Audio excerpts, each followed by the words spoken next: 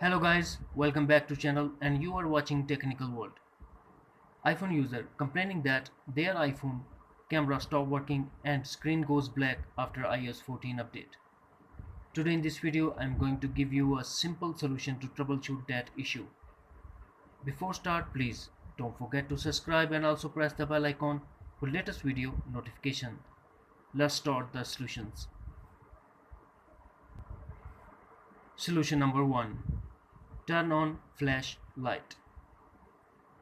First, unlock your iPhone, then go to Control Center and turn on flashlight.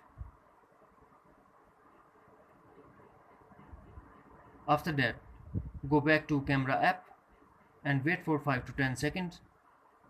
Now your black screen disappear and camera start working.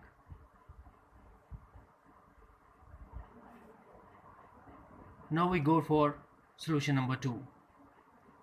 Solution number 2 is restart your iPhone. For that, go to Settings app, then go to General, scroll down and tap Shutdown. Now, drag the slider to power off. After that, wait for 1 or 2 minutes and again turn on your iPhone by pressing the power button. Next, open the Camera app and you can see it working properly. That's it.